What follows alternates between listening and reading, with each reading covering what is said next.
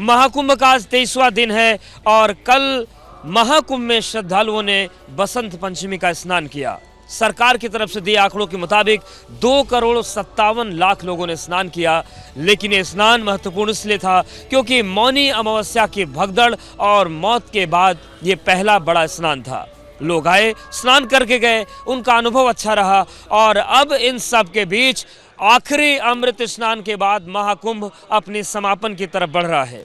हालांकि जो पूरा समापन होगा वो 26 फरवरी को होगा, लेकिन श्रद्धालुओं के आने का क्रम जारी है। संत 1-2 दिन में यहाँ से रवाना होने शुरू हो जाएंगे।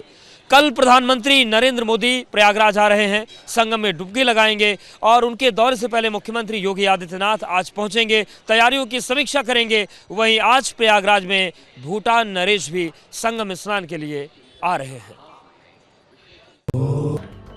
धर्म, आस्था और संस्कृति का सबसे भव्य और दिव्य समागम। सनातन की तरंग, आस्था की उमंग से सराबोर तीर्थराज प्रयाग की ये तस्वीरें विहंगम हैं। ये अद्भुत अतुलनीय दृश्य है इस महाकुंभ के आखिरी अमृत स्नान का।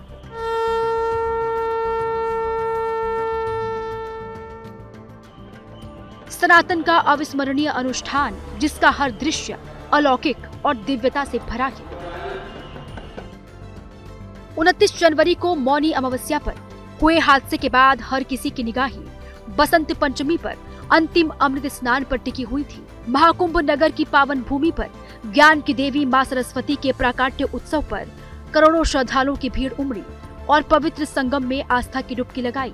करोड़ों श्रद्धालुओं को संभालने के लिए ये शासन प्रशासन की व्यवस्थाओं की अग्नि परीक्षा थी, जिसमें सब कुछ कुशल मंगल रहा। खुद यूपी के सीएम योगी आदित्यनाथ सुरक्षा व्यवस्था की मॉनिटरिंग कर रहे थे।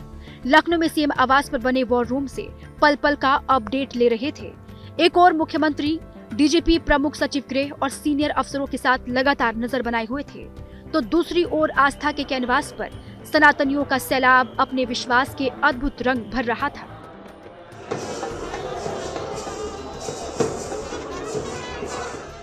और उन रंगों से रंगे त्रिवेणी संगम तट की अद्भुत छटा देखते ही बन रही थी।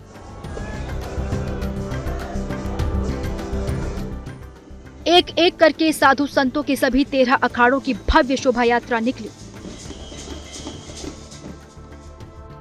मौनी अमावस्या पर हुए हादसे की मनहूसियत ने महाकुंभ की चमक को फीका किया था, लेकिन कल बसंत पंचमी पर आखिरी अमृत स्नान में अखाड़ों का लाव लश्कर देखते ही बन रहा था।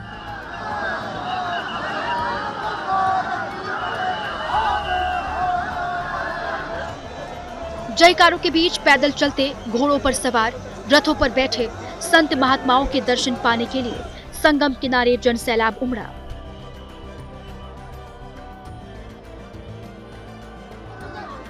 पूरी साज सज्जा के साथ निकले संतों सन्यासियों के आध्यात्मिक वैभव के साक्षी बने देश और दुनिया के कोने कोने से आए श्रद्धालु भाव विभोर हो गए।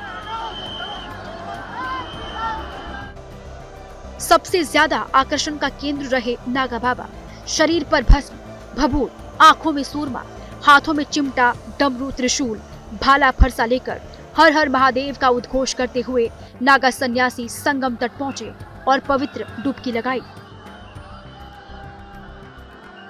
हर ओर सिर्फ और सिर्फ आस्था का सैलाब दिखा। सनातन के प्रति अखंड श्रद्धा और अटूट भक्ति का मिलाप दिखा।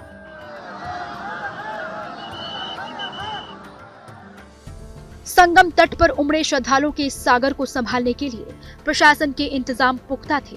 महाकुंभ की भव्यता के साथ नीचे जमीन पर श्रद्धालुओं की सुरक्षा का पूरा ख्याल रखा गया, तो ऊपर आसमान से पुष्प वर्षा की गई।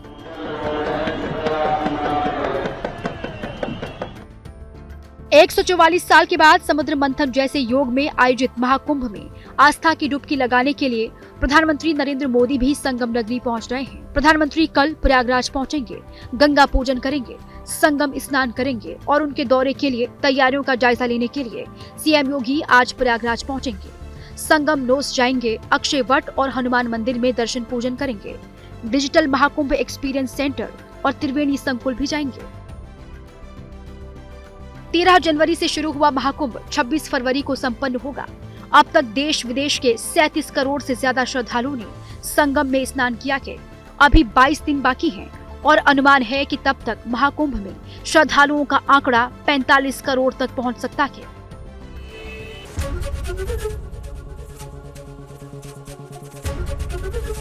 एबीपी गंगा, खबर आपकी, जुबान आपकी।